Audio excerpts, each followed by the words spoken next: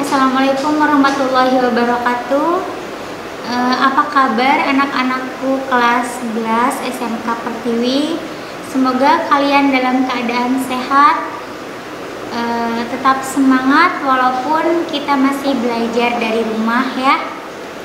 Oke, setelah PTS minggu kemarin, kita melanjutkan lagi materi tentang bab kedua, yaitu mengenai demokrasi ya.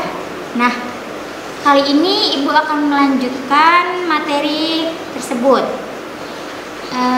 Pertemuan kali ini kita akan bahas tentang prinsip-prinsip demokrasi. Apa saja prinsip-prinsip demokrasi ya?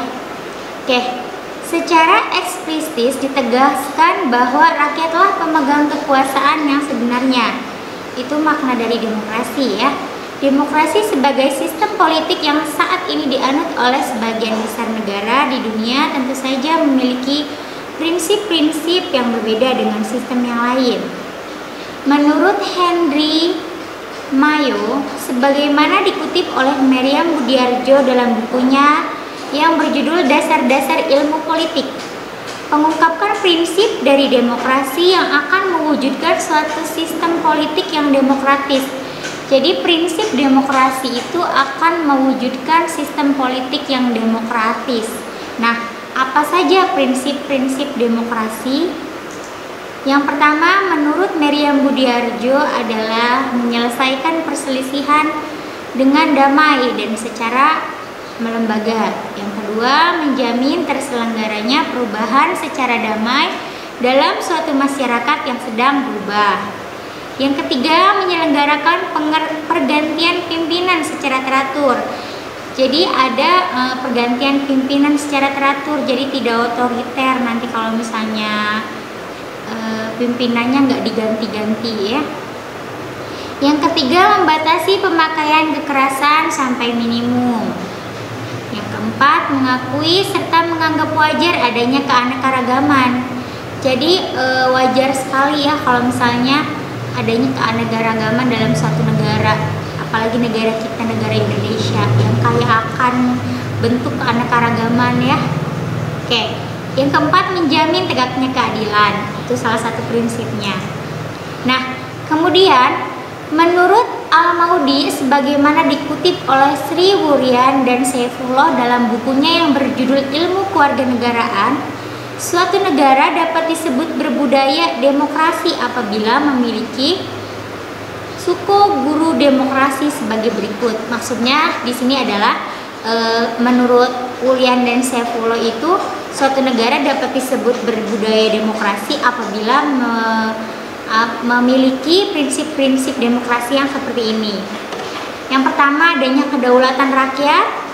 Yang kedua, pemerintahan berdasarkan persetujuan dari yang diperintah.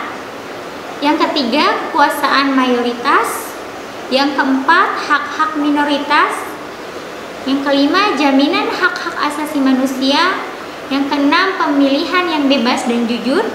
Yang ketujuh, persamaan di depan hukum. Yang keempat, proses hukum yang wajar. Yang kelima, pembatasan pemerintahan secara konstitusional. Pembatasan pemerintahan secara konstitusional yaitu maksudnya pembatasan secara hukum ya. Jadi kalau misalnya punya kekuasaan itu harus dibatasi dengan hukum, karena kalau tidak dibatasi dengan hukum itu akan sewenang-wenang. Lalu selanjutnya, pluralisme sosial, ekonomi dan politik. Jadi pluralisme itu maksudnya tidak ada kesenjangan sosial ya. Yang terakhir adalah nilai-nilai toleransi, pragmatisme, kerjasama dan mufakat. Jadi harus ada nilai-nilai toleransi, harus ada kerjasama dan mufakat ya. Nah, prinsip-prinsip demokrasi yang diuraikan di atas sesungguhnya merupakan nilai-nilai yang diperlukan untuk mengembangkan suatu bentuk pemerintahan yang demokratis.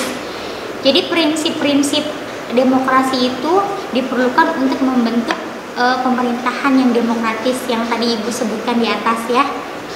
Lalu berdasarkan prinsip-prinsip inilah sebuah pemerintahan yang demokratis dapat ditegakkan.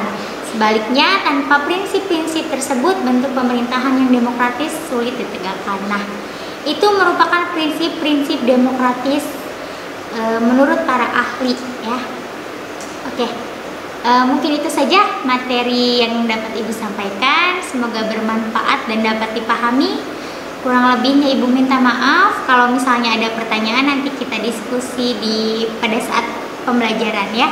Terima kasih. Billahi taufiq wal hidayah. Wassalamualaikum warahmatullahi wabarakatuh.